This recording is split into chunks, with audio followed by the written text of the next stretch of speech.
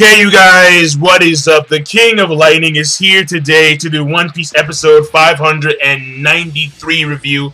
So, of course, before I get started, because, this week's episode of One Piece, I'm not gonna lie to you, But before I get started, alright, look down in the description below for the link to this week's episode of One Piece and, of course, One Piece Official. That's number one. And number two is the disclaimer. No Japanese company, corporation, or network has any claim to this video.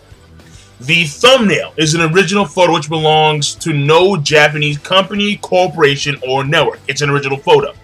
The visuals are me. They do not own me. And the audio is me speaking over a soundtrack. They do not own my voice. This video follows the guidelines and rules set by Google/YouTube. Now, listen. For those of you guys who complain about how, well, oh my god, like the disclaimer, why is it always there? It's very simple. In case I actually need to go into a court of law, then the disclaimer is going to be in the video itself. Not in the description, because in the description, I highly doubt it has any validity to it. But when it's in the video, it actually has meaning, because I'm actually saying it, and I'm reiterating it, how no Japanese company has any claim to this video. And as to the reason as to why that is the case. So that has a lot of weight and magnitude when you say in the video itself, in case this video has to go into a court of law. That's the way it is. That's the way it is, and that's the way it has to be. So, you can continue to complain about it, but it's still going to be there, regardless. Doesn't matter. So, that being said, this week's episode of One Piece. Listen, man. Trafalgar Law. Now we know his intents. So what are his intents? What are his goals? Yonko. Oh, he wants to take out one of the 4 emperors of the New World. He has a plan. Alright? And his plan involves an alliance between himself, the Heart Pirates, and the Straw Hat Pirates. The Mugiwara no Ichibi. Whatever it's said in Japanese, alright? Again, I'm not Japanese, so my Japanese speaking is it's minimal at best. It's minimal at best. So, like, that's a very big thing.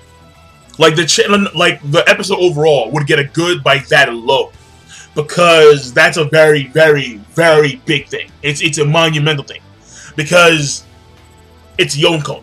All right, it's listen, man. The Yonko, as we all know, are the 4 strongest people that reside in the One Piece world. With the exception of maybe Monkey D. Dragon. In my personal opinion, I mean, hey, again, this is my personal opinion. Monkey D. Dragon is stronger than the Whitebeard that we saw in the Whitebeard War. That's my personal opinion. I'm just saying. I mean, yeah, Whitebeard was powerful as shit. I mean, tilting oceans and, whatnot. But I think Dragon's stronger. I really do. I really do. He's Monkey D. Dragon. And in my opinion, Monkey D. Dragon and maybe other people that reside in the One Piece world are like near Yonko level. If not Yonko level. Yonko. Like maybe the Gorosei too. Maybe them. NL. And people are gonna say, really dude, NL? But listen, man, listen. NL only lost because of the fact that Luffy was rubber, and that's it. NL has one of the highest DC charts in One Piece, man. He could literally vaporize entire islands with his Raigo. And that was pre-time skip. Post-time skip, oh my god, I cringe. I cringe at his power. But, I mean, I'm just saying. I mean, as far as you know, the Yonko, they're probably, like, OP as shit, but we haven't seen any of the fight. With the exception of, Whitebeard. And Whitebeard, he was a sick old man. And I remember, I mean, this is the way it was in the manga. But I remember during the, like that iconic scene where Whitebeard actually tilts the ocean. I mean, he tilts the surrounding sea around Marineford. Like, it was very impressive. But when Blackbeard did it, when he got the fruit, he did it. But, like, he tilted the entire sea to, like, the horizon and, like, beyond. Like, it was so much so where other people in other parts of the actual world were experiencing earthquakes. So, it's like, yeah, that's a big deal. When Law says, I got a plan to take out one of these guys, oh shit. And, you know, the alliance between Luffy and Law, that's monumental. So right there, the episode would have been a good rating.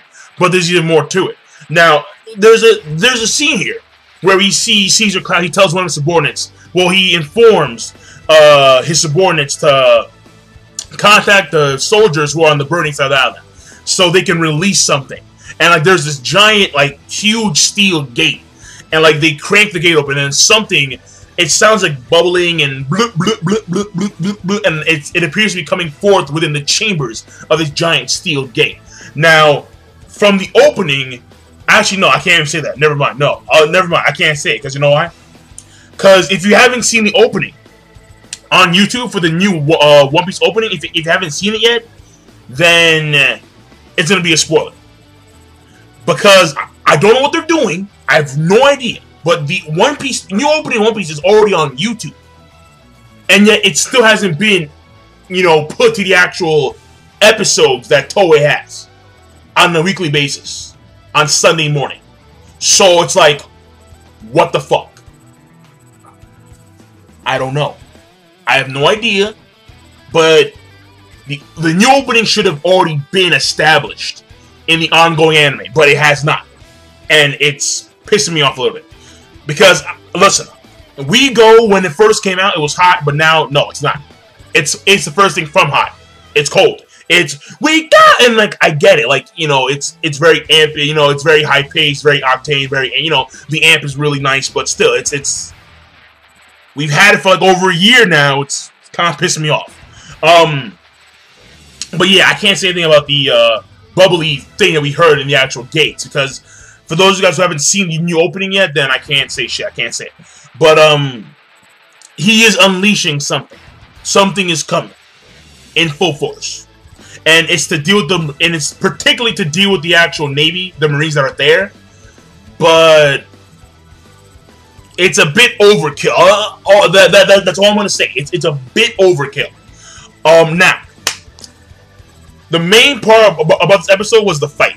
It was the fights between, it was Luffy versus the Yeti Cool brothers, and then Chopper, or no, Frankie inside Chopper's body getting in there, and then we see Law do his thing against Scorch after Rock is taken out by Frankie inside Chopper's body.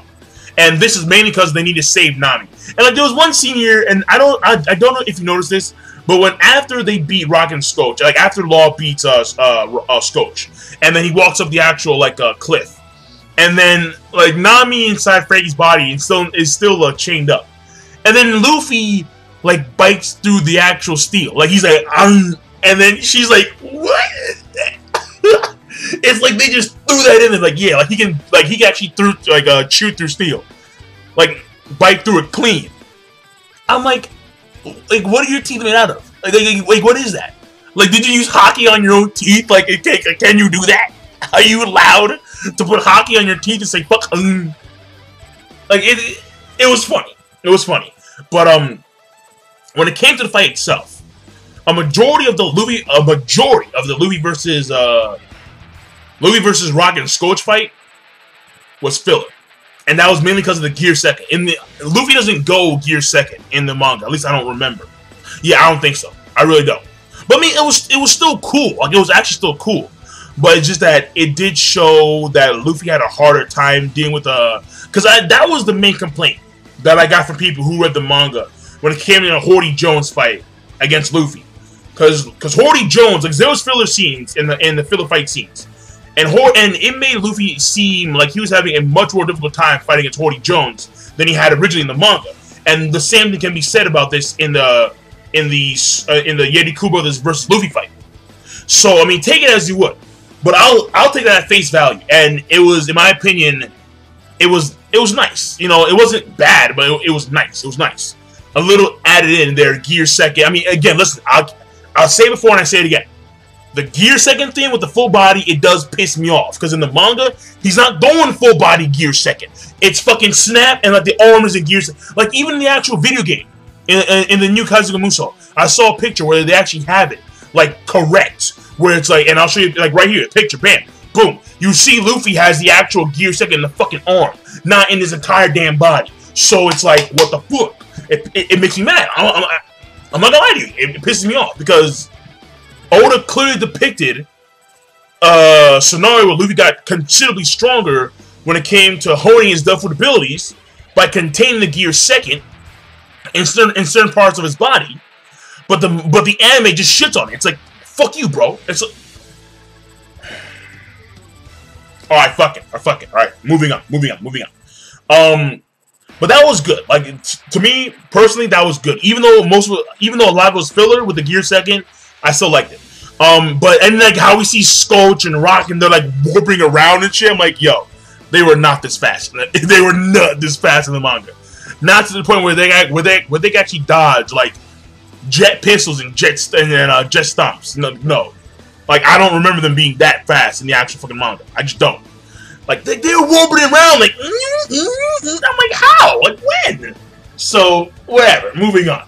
And then the best part was, you know, that, like, a legit part was when, like, Luffy actually, like, directs the actual cannon fire that Scoach fires at him back at Rock.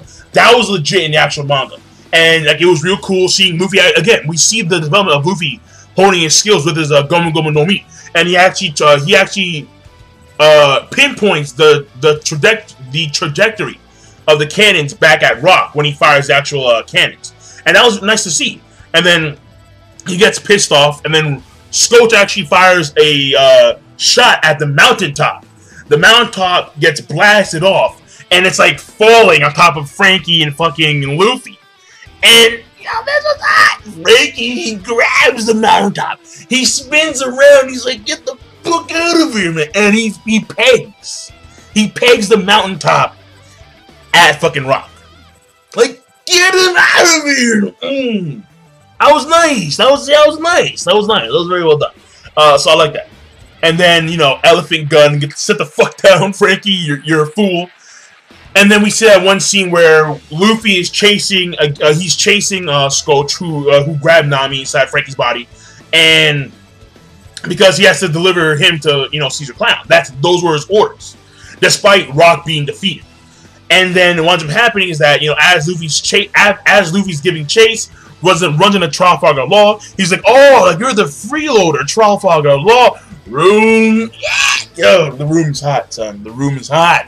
Room, slice, get him out, and then he gets cut in two, and then, I mean, he's still alive, obviously, because, you know, it's Law's room, but, because, you know, Law has a hacks ability, he's a mega hacks, and then, like, Scoach is, like, in his, he's cut in half, but he's still, you know, has a semi-giant, grabs a big-ass, like, knife, he's like, yo, what the hell is that? He's about to kill, he's about to stab Law, he jumps in there, counter shock. And what the counter shock is, because what it is that, again, I've explained before, but Law's room is very similar to like an operating table, and the counter shock is like the defibrillator. So he makes like an electrical current, and then he pulses it inside the enemy's body, and that's what happened. So yeah, he's pretty much done with, end of story. Now this is something I want to point out, but in the manga, like in the anime, we see him actually like do like a backwards jumping flip, and then he's like, you know, right in Scoach's chest. But in the manga, it was like he warped, because again, Law can switch himself with any object in the room. Like we saw him do it with the actual snow, with the actual scan, and yada yada yada. So in the manga, it's like he warped himself with like the actual snow that was in front of Scoach. And then just he did the counter shot. But in the actual anime, we see him do like a backflip type of jump. But whatever, it's not a big deal. It's not really at all. In my opinion, it did mitigate from it somewhat, but not a big deal. But overall, like the fights, they added to it. So the overall rate my overall rate for this week's episode of One Piece is gonna be a good plus. Yeah, it's a good plus, because again, it's good alone. Just from the standpoint of Law revealing that he wants an alliance with Luffy to take out a Yonko. But it's even better when you have, in my personal opinion, pretty damn good, pretty well animated, somewhat well animated fights. Somewhat well animated fights. But they were very dynamic nonetheless. And then they were, even though it was filled with the whole entire Gear Second, it still was dynamic, it still was kind of cool to see.